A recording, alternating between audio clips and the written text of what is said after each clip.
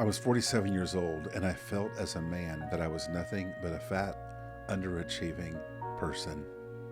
I felt like I was a failure to the people in my life. I felt like I had ruined all the potential of my life. But one conversation changed it all. So, my name is Mark Delaney, and I would like to begin by telling you the story of the man that I used to be. I want the story that I tell to give you a foundation for why I even make videos on YouTube and why you might be interested in following my journey. I have a message inside of me that I can't help but to constantly declare. The message is about purpose, it's about freedom, and it's about love. And I can't help but to declare it every day of my life. You see, most of my life, I felt like I was bound inside of a prison. Inside of that prison, I was just bombarded by the problems. All I focused on were the problems I had. The problem for me was so attached to me, was it had to do with food and eating in this body that I live inside of. And today, as I talk to you, I am not a skinny man. I am actually an overweight man, substantially overweight. But at the same time, I'm a free man. And the reason this message of freedom is so important is because I think everyone in some way is overweight. I realize as I look around at life that many people struggle with living inside of metaphorical prisons that they can't seem to escape from. And for one person, it might be what they do with food. With someone else, it's what they do with alcohol. With someone else, it's gambling or shopping. It can be relationships. But the reality is, I look around and I see that so many of us, we don't live in freedom. And although we all love the thought of freedom, it's hard to have the reality of freedom. So I want to tell you my story and how one conversation caused me to begin to walk in freedom. So my story of feeling trapped began at the young ages of elementary school when I first found out that I weighed more than all the other little kids. Maybe I was 10 pounds more. I don't know. But I remember going to the nurse's station one time along with the rest of the class, and everyone was having their height and weight checked. And I recall that we would stand on one side of the hall, and on the other side, you'd walk over one at a time, and one person would say the numbers of the height and weight, and the nurse would write them down. I recall when my number for weight was spoken, that there was some comments made. And that was the first time I realized there's something wrong with me.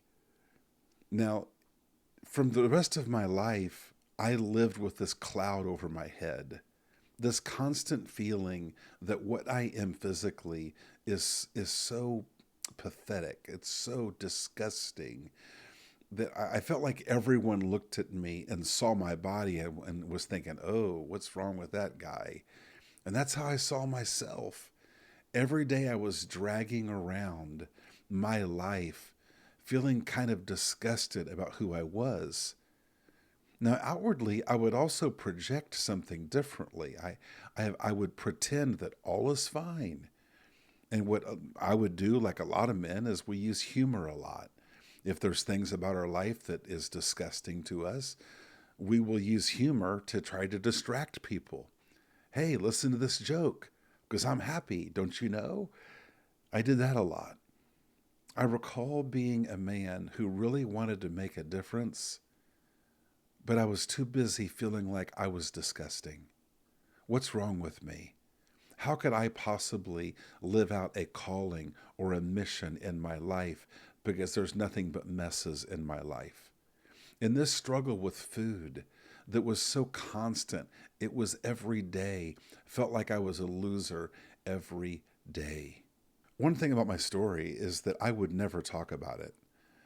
One time, my wife tried to bring it up to me, and I don't recall what she said. It was many years ago, but she said, whatever she said, she realized she could never bring it up again because my response let her know it was off limits. I refused to ever talk about the mess of me.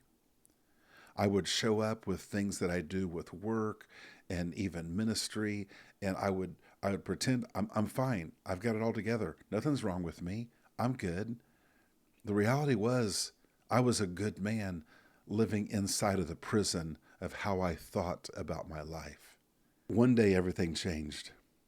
For the first time in my life, I opened up my heart and shared about the real me. There was a man I didn't know. I had come across his story on a Zoom meeting that I was in. His name was Alan Thomas.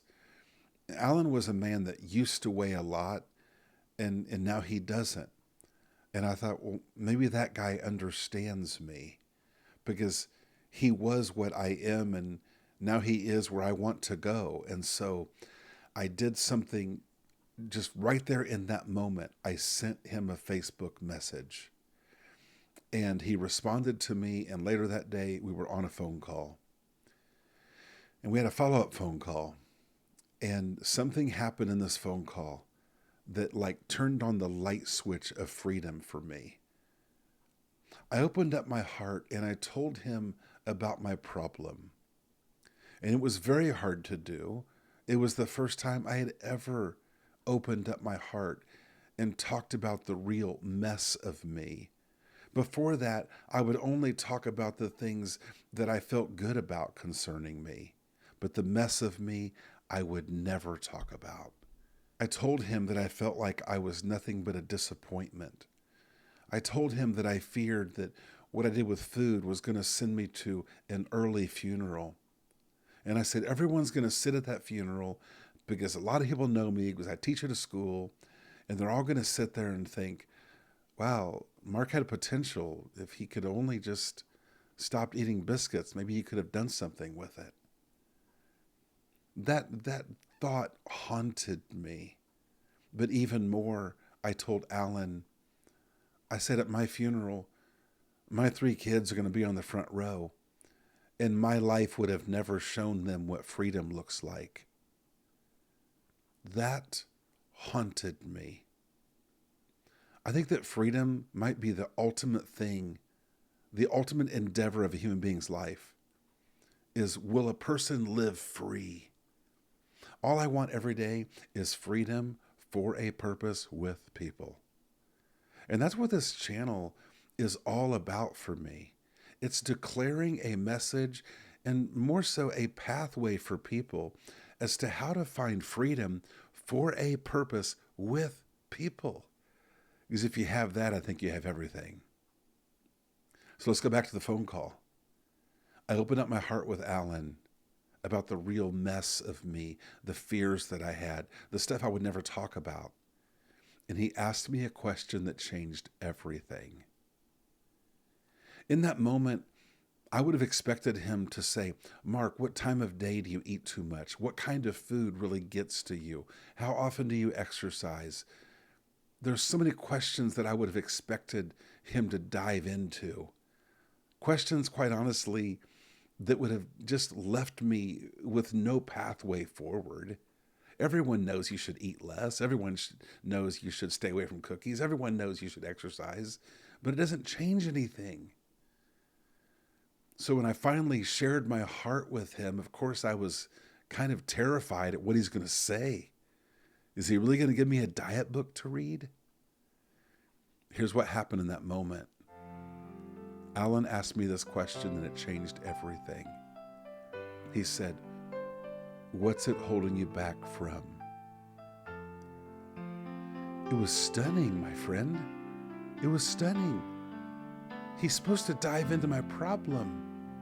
I just told him my big problem that I've been holding inside of me for years. I've been holding my problem inside of me, and I finally said it out loud.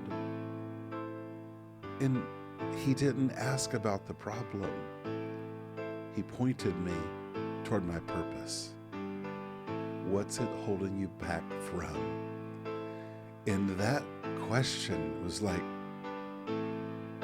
wait, am I allowed to think about that? Am I allowed to think about the life that I was made for? Am I allowed to dream? Am I allowed to start pursuing the things that my heart wants to do in this world? It unleashed me. It's like it unlocked the prison door, because I thought for so long of my life that I have to get skinny before I can become free. I thought that I had to be skinny before I could live out my calling.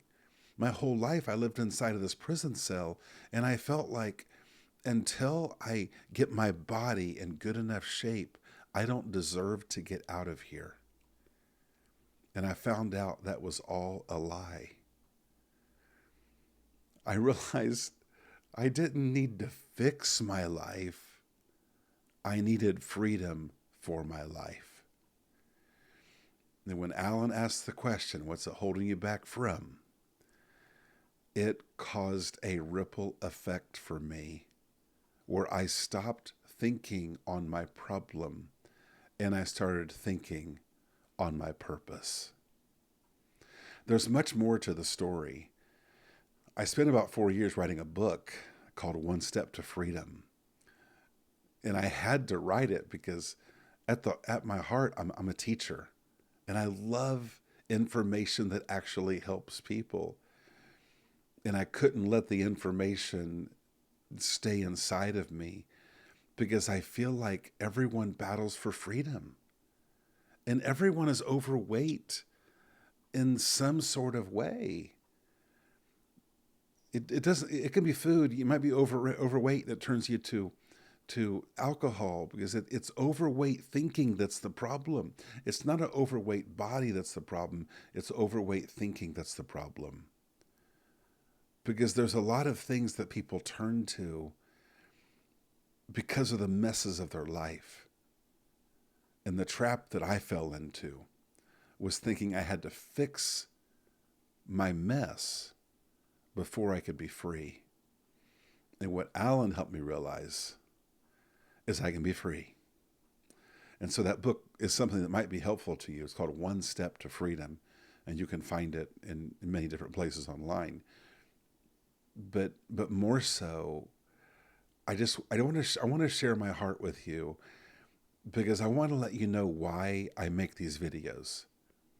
It's because my heart is overwhelmed at the potential of people like you, people like me, to live lives full of freedom for a purpose with people.